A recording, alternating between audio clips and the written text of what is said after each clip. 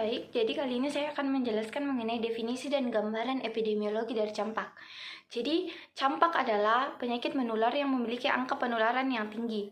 Penyakit ini merupakan penyakit yang biasa disebut morbilli atau measles.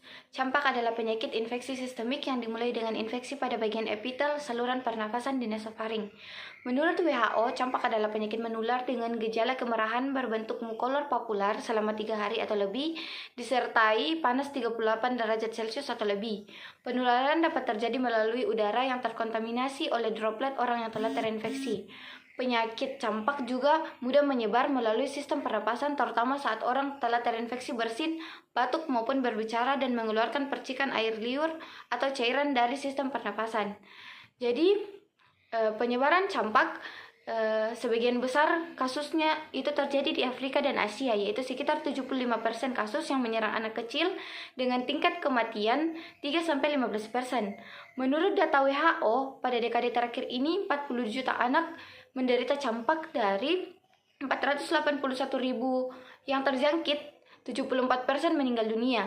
Sebagian besar kasus campak ini menyerang anak-anak usia prasekolah dan usia SD. WHO juga mencatat sekitar 30.000 anak Indonesia meninggal akibat penyakit campak dengan komplikasi penyakit tertentu, seperti radang paru-paru, diare, kebutaan, hingga gangguan pendengaran. Campak masih menjadi ancaman dan penyebab kematian dan kesakitan pada bayi, balita, dan anak-anak. Hal ini dapat dilihat dari kejadian campak yang masih terjadi setiap tahunnya di Indonesia. Berdasarkan kegiatan surveillance yang dilakukan setiap tahunnya, tercatat lebih dari 11.000 suspek kasus campak yang dilaporkan. Hasil uji laboratorium terhadap kasus tersebut menunjukkan bahwa 12-39% diantaranya merupakan kasus campak positif. Selanjutnya saya akan menjelaskan mengenai etiologi penyakit campak. Penyakit campak adalah penyakit yang sangat menular atau infeksius yang disebabkan oleh virus RNA dari genus Morbillivirus dari keluarga Paramyxoviridae yang mudah mati karena panas dan cahaya.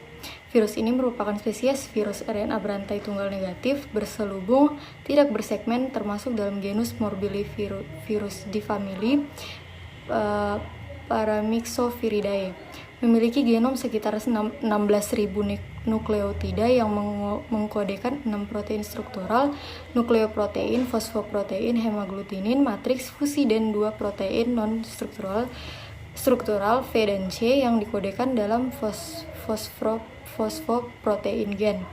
Beberapa gejala yang akan dialami penderita campak yaitu demam, suhu lebih dari 38 derajat Celcius yang terjadi selama 3-5 hari, batuk pilek, gejala konjungtivitas, dan timbul bercak merah yang bertahan selama 4-8 hari. Selanjutnya saya akan menjelaskan mengenai patogenesis dari penyakit campak. Pada 3-7 hari setelah awal gejala, ruam merah atau makulopapular muncul di wajah dan kemudian menyebar ke seluruh tubuh. Masa inkubasi adalah sekitar 10 hari atau berkisar antara 7 dan 18 hari, dengan 2-4 hari lagi sebelum ruam muncul. Campak disebarkan melalui transmisi udara atau droplet. Individu menular dari awal periode prodromal atau ketika gejala pertama muncul sampai 4 hari setelah munculnya ruam. Ini adalah salah satu penyakit menular yang paling mudah menular.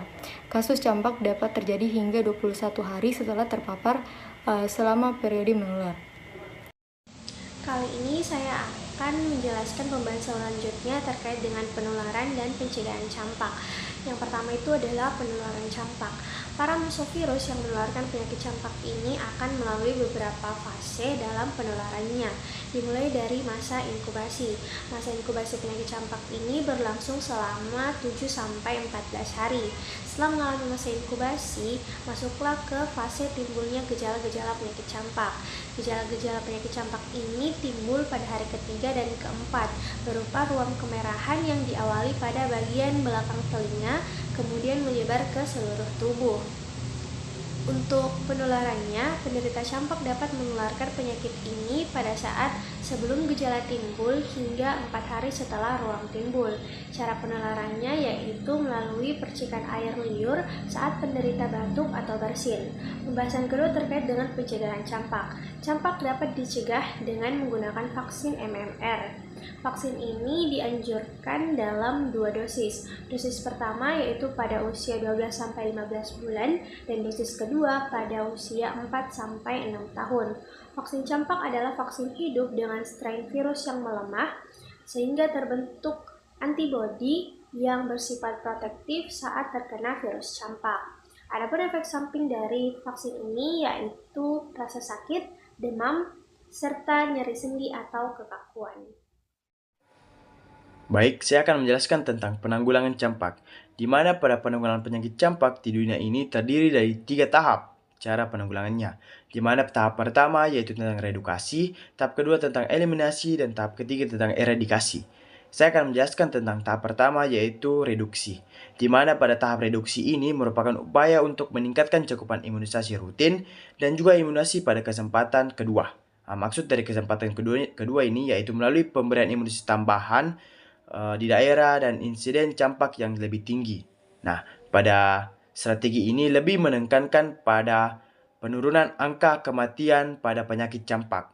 Nah, pada tahap kedua yaitu tentang tahap eliminasi, di mana pada tahap eliminasi ini adalah tahap di mana cakupan imunisasinya lebih dari 95% dan daerah-daerah dengan cakupan imunisasi yang rendah dan sangat kecil jumlahnya. Nah, kasus campak yang sudah sangat jarang terjadi dan KLB hampir tidak pernah terjadi.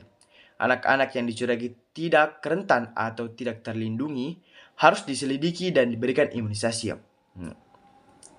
Pada tahap ketiga yaitu tentang tahap eradikasi, di mana pada tahap eradikasi ini adalah sebuah cakupan imunisasi sangat tinggi dan merata sampai pada kasus campak tidak ditemukan di seluruh dunia. Terima kasih.